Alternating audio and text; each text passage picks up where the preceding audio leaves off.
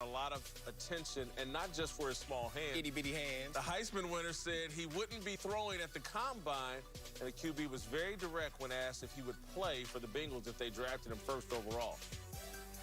I'm not going to not play.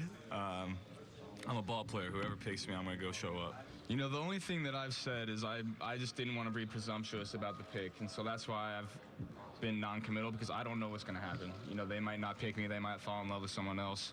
So they, you know, you guys kind of took that narrative and ran with it, but there's never been anything like that from my end. All right. I think Burrow really wants to play for the Bengals. Let me answer it like the millennials, like my daughter would. He really wants to play for the Bengals, but he doesn't really want to play for the Bengals. And there's a big difference I'm learning from these kids. The more really's on it, the more real it is, right?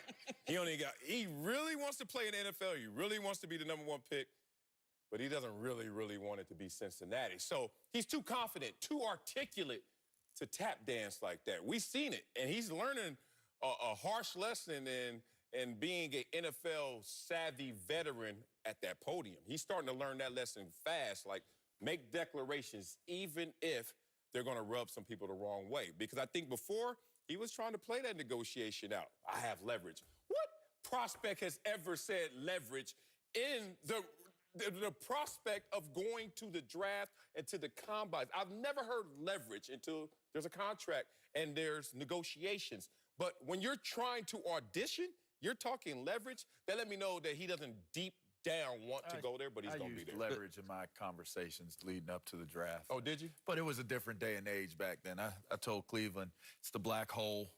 I'll never show up here without quarterback money. That's why I'm saying he didn't say that, but then he says, I'm using leverage. But I like, say what you say. I like his approach to this, though. I really do. I like how he kept it kind of open-ended and stayed in a humble manner about it. And, you know, look, no one wants to play for a losing team.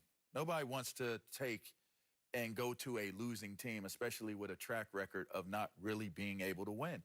You waste your greatest years being able to play on trying to figure out how to win. I like that challenge, though. Right? I'd rather go somewhere and light the torch than carry the torch. Me, personally. I'd rather go somewhere that, I'm going to make impact. I like that challenge. When I chose the college I went to, I wanted to go and win a national title. How'd that go? Yeah, we came close. How'd that go, It was ranked one. I mean, only one team can win it. Well, then what's your point? So you got a chance. So you can go somewhere else and make that team that situation. Kansas City hasn't won in 50 years now. They won in Super Bowl. You're not looking at it from a realistic perspective.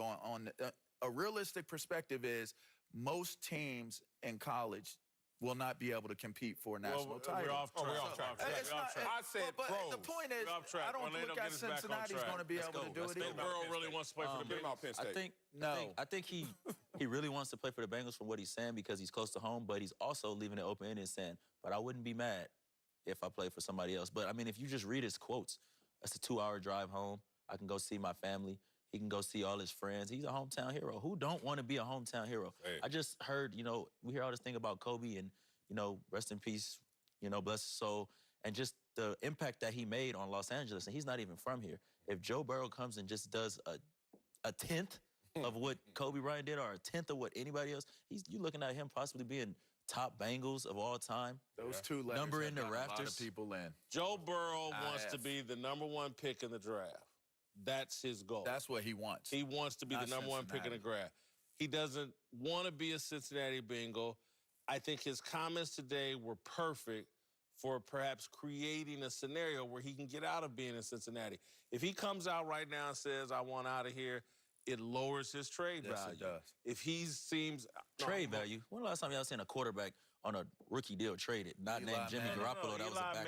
I'm just saying, they trade the top pick. He's not even going to make it to the team. Right. They traded top. Again, in order for the Bengals to have the most leverage and value, get the most value, if they do decide to trade him, look, he could be sitting... The Bengals may not be totally in love with Joe Burrow. He said that. They said you're a betting man. He said that. What's that? They said you're a betting man. Yeah, no, but I'm not going to make a bet on this. He's likely going to go to the Bengals. They got the #1 pick. It's hard to make trades and all that. But does he want to play for the Bengals? No. I think he wants to go to Carolina and play for his passing game coordinator at LSU, Joe Brady. What pick is that? I think they got the 6th or 7th. They would have to trade up for him. And maybe they'll Again, try, but I think that that's the point that you're making. Yeah. If everybody plays their role the way they're supposed to play their role, then you may have an opportunity to get a suitor that would actually make the move to get to that #1 pick. If he's saying, I don't want to play in Cincinnati right now, then now you're setting the stage where Cincinnati's like, okay, this is what we want. This is what I want. This is what I want. Right. If you want Joe Burrow so bad, this is what you're going to give me. But if he plays the game the way he's supposed to, which made it a great interview, then now Cincinnati is forced to look at it from, we don't know if he wants to be here. But it's not just for Cincinnati. It's forcing other teams.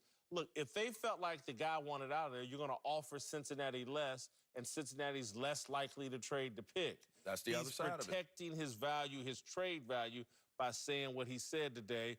Again, I do agree with him.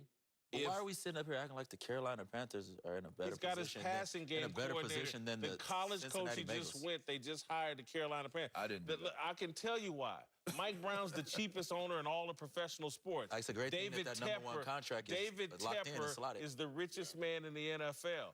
Mike Brown has never hired a general manager. They haven't won a playoff game since 1991. But we ever talked since about he their winning took over percentage. no. Ever since he took over as general manager and team owner, Mike Brown, they haven't won a playoff game since. The Bengals have been a black hole of football, and I know Marvin Lewis elevated them, and they had some success.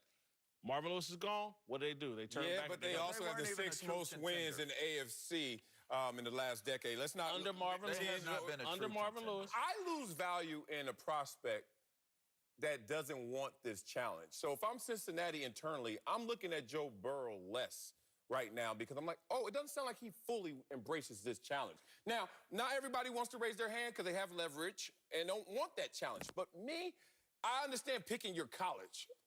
Picking your pro team makes me always pause. Even though it's worked out before, I still pause at somebody and still drafting them when I know that they had some temper expectations in terms of, do I really want this? It Because it's worked going to out be for something. Eli, man. All right, printing stay right that where board. you are. Yeah, some. In 15 minutes, we'll have the most fearless discussion of the day. Deontay Wilder's latest comments make him look even more foolish than he did in that costume Saturday night.